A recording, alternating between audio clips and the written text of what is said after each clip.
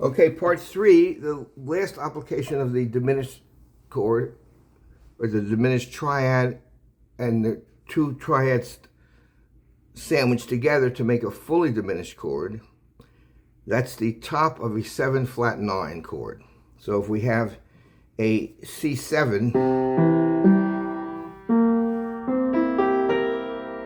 usually you start your right thumb on the third so you can reach up. Here's the third, here's the fifth, here's the 7, there's the E diminished. And if you looked at parts 1 and 2, you'll get the idea. And then the next diminished chord was the G diminished. So you sandwich them together. That's an E fully diminished 7 chord. E fully diminished 7. And that's the top of a C7 flat 9. C, root, third, fifth, 7, flat 9. That's the 9. There's the flat 9. And they use that, instead of C7, you can use that as a little spice.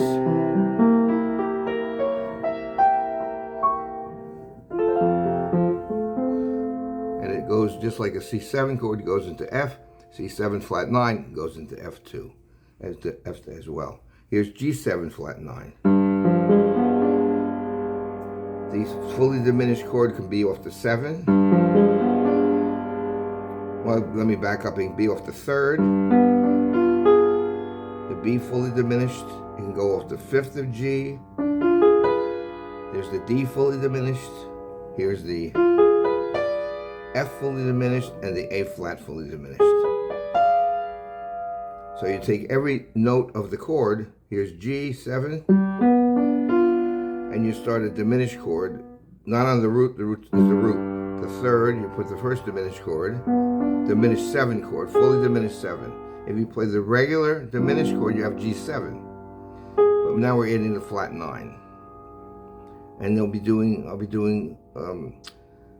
a lesson on the half diminished chord, which gives you the 9. This is the flat 9.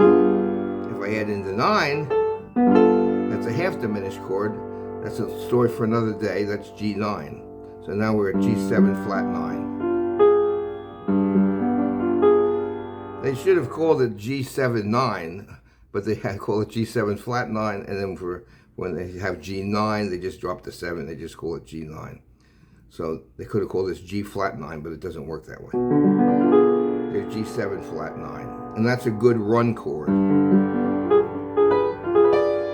off the A flat. Here's the G7 off the third, the B diminished family. Then you go to the D, make a fully diminished chord. There's the G7 flat 9 with a B melody. Then you go to the F, the next component of G7, and that's a fully diminished F chord, F diminished, fully diminished off the 7, and this is off the flat 9. And that's the run chord, I call it. Hit your bass, here's your chord, and you come up with your left hand. The bass takes care of the pedal takes care of the bass. Come up with your left third finger, it's the longest finger, hit the A flat, and you have the B diminished, crossover, A flat, B diminished, A flat, B diminished.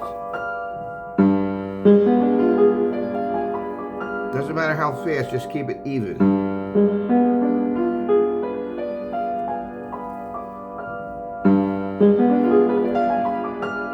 Nice and even. It's a nice run, and that goes into the key of C.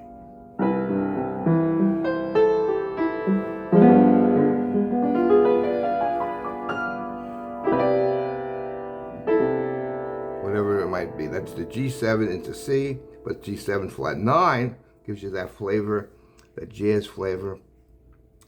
Even on just Christmas just passed, Have Yourself a Merry Little Christmas ends in the key of C. It ends on the here's the G7 flat 9, and then you can run it.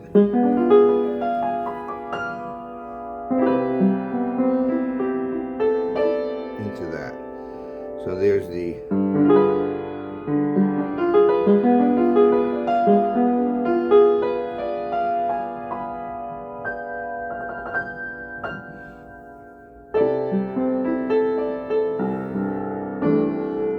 nice color.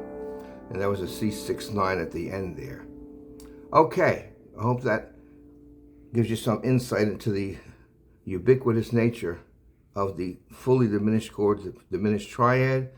Put it together, sandwich it together, you have a fully diminished 7 chord, and that's the top of a 7 flat 9. Sometimes they call it rootless chords. The chord itself, maybe a bass fiddle will be playing the G note, and the pianist will be playing the top of the diminished.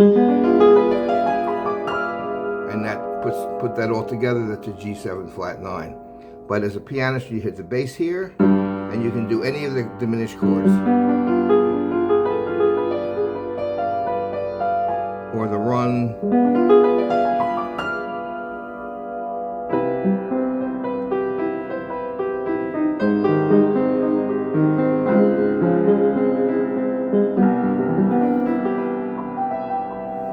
Okay, that'll do it for now. I think I've exhausted the basis of the diminished chord in part 1 and the diminished 7 chord in part 2, and then the application of it in part 3. So, okay, hope that helps you out. Look me up for some online lessons. We can review this. Any questions, write me at email@letsenjoypiano.com, and I'll answer your questions. Okay, thank you very much. Take care.